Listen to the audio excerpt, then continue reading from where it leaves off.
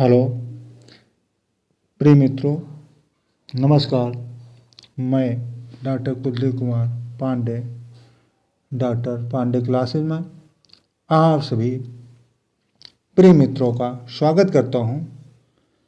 दोस्तों, उम्मीद करता हूं कि आप लोग स्वस्थ होंगे और अपने पथ पर अग्रसर बढ़ते हुए आपकी तैयारी मजबूती के साथ होती रहे। आइए आज जिस टॉपिक पे चर्चा करने जा रहे हैं इस वीडियो के माध्यम से, इसको 2 पार्टों में बनाया है।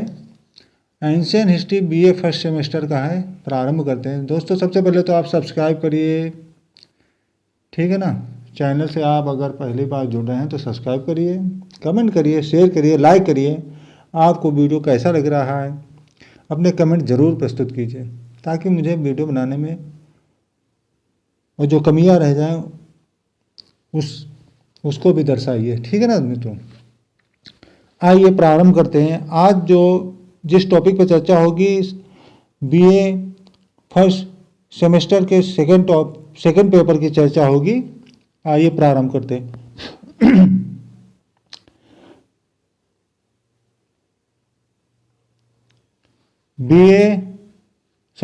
पार्ट 1 वीडियो मैंने इसमें बनाया है। इसके बाद सेकंड पार्ट डाउनलोड कर दूंगा, ठीक है ना दोस्तों। बीए फर्स्ट सेमेस्टर पेपर आपका सेकंड है और लेसन 2 है। 6ठी शताब्दी ईसा पूर्व गणराज्यों की शासन प्रणाली है, ठीक है ना। महात्मा बुद्ध के समय की 10 गणराज्य हैं जिसकी चर्चा हम लोग करेंगे। आइए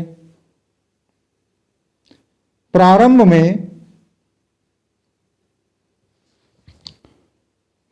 में अधिकांश इतिहासकारों की धारणा थी कि प्राचीन भारत में केवल राजतंत्र ही थे, किंतु बाद की खोजों से यह बात प्रकाश में आई कि प्राचीन भारत में राजतंत्रों के साथ साथ गण अथवा संघ राज्यों का भी अस्तित्व था।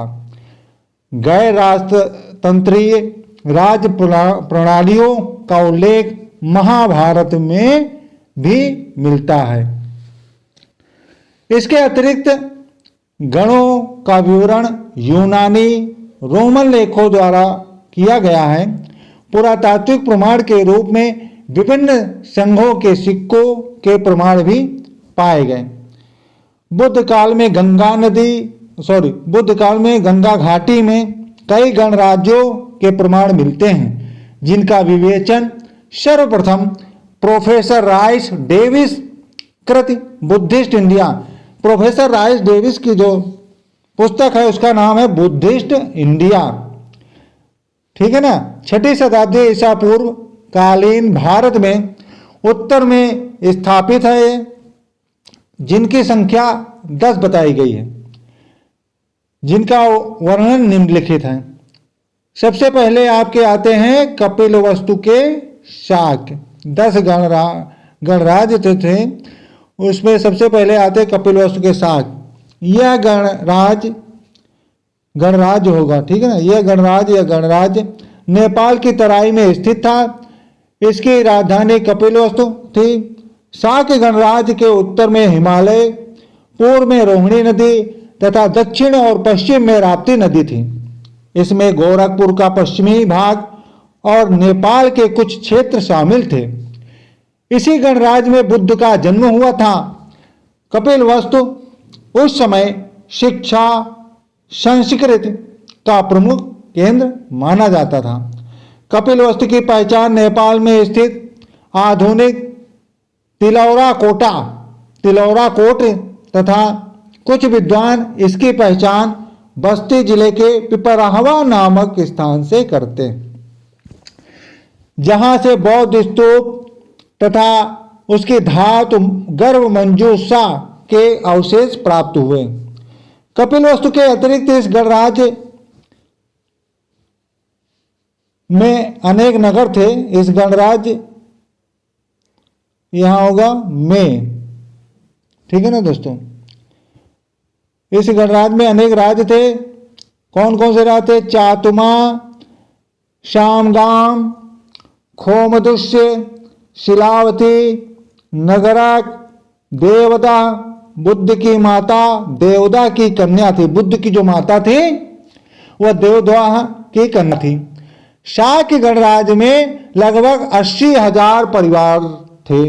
गौतम बुद्ध का जन्म इसी गणराज्य में हुआ था। किसमें? शाक्य गणराज्य में। इनके पिता शुद्धोधन भी यहीं के राजा थे, अतः इसका महत्व बहुत बढ़ गया। अत्यधिक स्वाभिमानी थे। इस राज्य का विनाश कौशल नरेश विदुषभ द्वारा किया गया। ठीक है ना। कपिलवस्तु शाक्य का विनाश किसने किया? कौशल नरेश विदुषभ ने किया।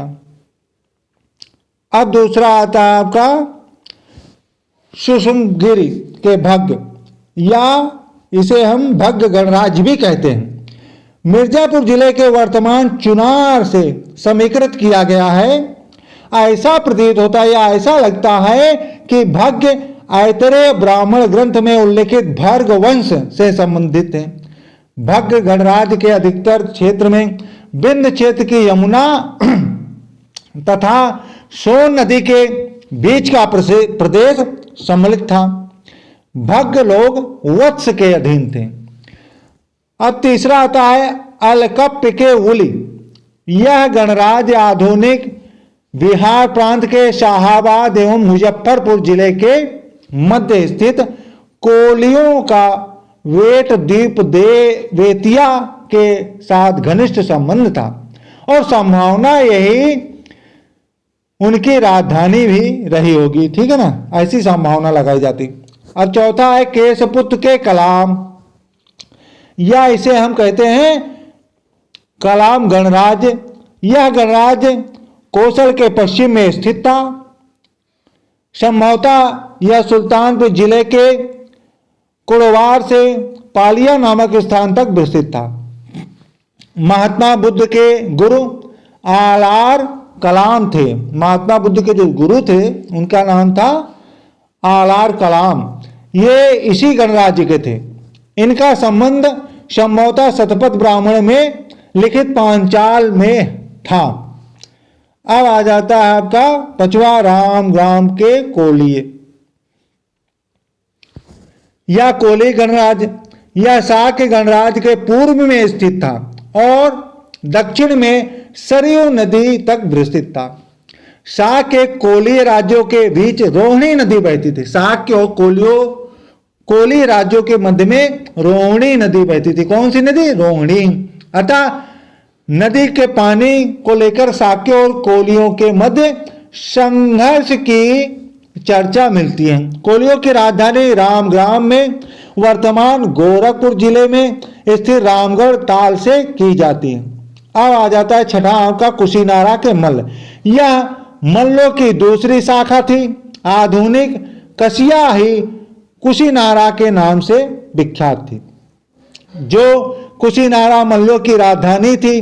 कसिया वर्तमान में देवरिया जिले में स्थित है। वाल्मीकि रामायण में मल्लों को लक्ष्मण के पुत्र चंद्रकेतु मल्ल का वंशज कहा गया है। वाल्मीकि की जो रामायण है रचित, उसमें मल्लों को लक्ष्मण के पुत्र चंद्रकेतु का वंशज बताया गया। बुद्ध का महापरिनिर्वाण यहीं पर हुआ, अर्थात बुद्ध की जो मृत्यु हुई थी या उन्होंने जो अंतिम सांसें ली थी वह यहीं पे ली थी, कुशीनारा में। बौद्ध धर्म के विकास में इस गणराज्य का महत्वपूर्ण योगदान था। अब आता है पावा के मल्ल सातवां। यह विशिष्ट गोत्र के क्षत्रिय थे। यह संभवतः आधुनिक पडरौना या फाजिलपुर में रहते थे। जैन साहित्य से पता चलता है कि अजात शत्रु के भय से मल्लों ने लिच्छवियों के साथ मिलकर एक संघ बनाया था। अब आठवां आता है पिपलीवन के मौर्य। मौर्य गणराज्य की राजधानी पिपलीवन या विपलीवन थी। इसे हम लोग पिपलीवन या पिपलीवन भी कहते हैं, जो कुशीनारा से लगभग 50 मील पश्चिम में थी। महावंश टीका यहां का नहीं होगा, ठीक है ना। महावंश टीका में वर्णित है कि कौशल नरेश विदुधप के अत्याचारों से बचने के लिए हिमालय प्रदेश में भाग गया, जहां उन्होंने पिपलेवन नामक नगर बसाया। मौर्य के प्रदेश का निवासी होने के कारण ही यह लोग मौर्य कहलाए। कुछ विद्वान चंद्र मौर्य को इसी कुल का या उसी कुल से संबंधित मानते हैं। अब आता है आपका अगला, वैशाली के लिच्छवी या लिच्छवी गणराज्य। यह गणराज्य बुद्ध काल का सर्वाधिक बड़ा और शक्तिशाली गणराज्य था। लिच्छवी राज्य संघ के प्रमुख थे। उनकी राजधानी वैशाली थी। महावग्ग जातक में वैशाली को एक धनी समृद्धशाली आबादी वाला नगर बताया गया है। यहाँ अनेक सुंदर भवन, चैत्य तथा विहार से लिच्छवियों ने महात्मा बुद्ध के लिए महावन में कुट्टागार शाला का निर्माण किया। महावन में महात्मा बुद्ध के लिए क्या बना? महावन में कुट्टागार शाला का निर्माण कराया गया। कहाँ? वैशाली में। इनकी शासन व्यवस्था अत्यंत सुसंगठित थी। यहाँ का राजा चेटक था। वैशाली का राजा, लिच्छवी का राजा कौन था? चेटक था। उसकी कन्या छलना का विवाह बिंबिसार के साथ हुआ था। छलना जो थी उसका विवाह बिंबिसार के साथ हुआ था। महावीर की माता त्रिशाला चेटक की बहन थी। जो महावीर थे उनकी माता त्रिशाला थी और वो कौन थी? चेटक की बहन थी। जैन साहित्य से ज्ञात होता है कि अजातशत्रु के विरुद्ध चेटक जो था, चेटक ने मल्ल, काशी तथा कौशल को मिलाकर एक मोर्चा बनाया था, ऐसा जैन साहित्य में उल्लिखित है। 10वां गणराज्य जो है आपका वो है मिथिला के विदेह या विदेह गणराज्य। यहां होगा, हाँ नहीं होगा, यहां होगा विदेह, ठीक है ना, या विदेह गणराज्य। विदेह गणराज्य बिहार के भागलपुर तथा दरभंगा जिलों के समीप विदेह की स्थित थी। पहले यहां राजतंत्र था, जहां राजा जनक शक्ति और शास्त्र के लिए प्रसिद्ध थे। बुद्ध के समय यह गणतंत्र बन गया। विदेह लोग भी वज्र संघ के सदस्य थे। राजधानी मिथिला की पहचान वर्तमान जनकपुर से की जाती है।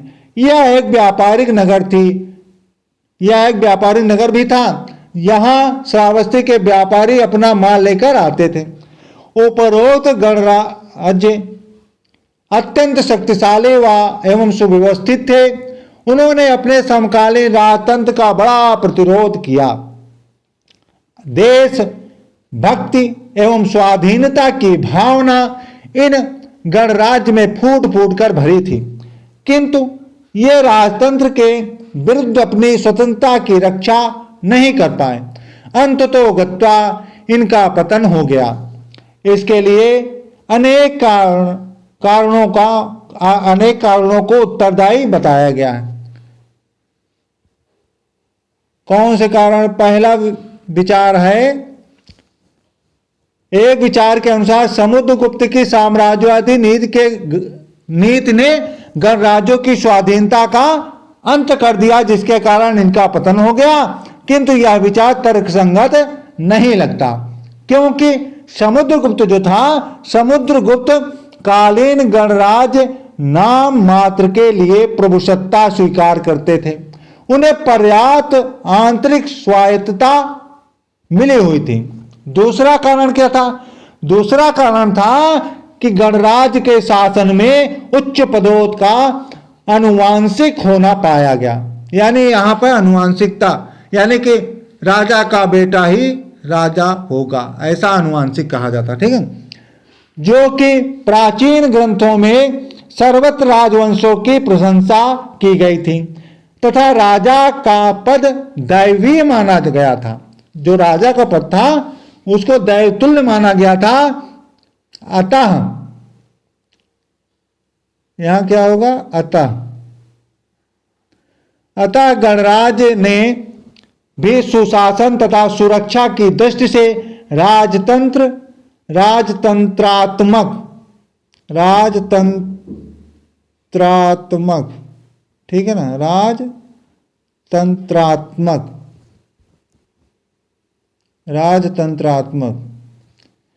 प्रणाली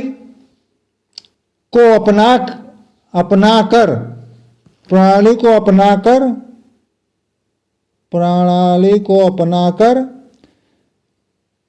हितकर समझा। गणराज्य की सत्ता प्रभावशाली व्यक्तियों के हाथों में केंद्रित होती गई और धीरे धीरे शासन का राजतांत्रिक स्वरूप समाप्त हो गया। निष्कर्ष रूप में कह सकते हैं कि गणतंत्र में आपसी पूर्व तथा समकालीन राजतंत्र के विस्तारवादी नीति को ही न्यूनाधिक रूप से उनके पतन के लिए उत्तरदायी माना जा सकता है।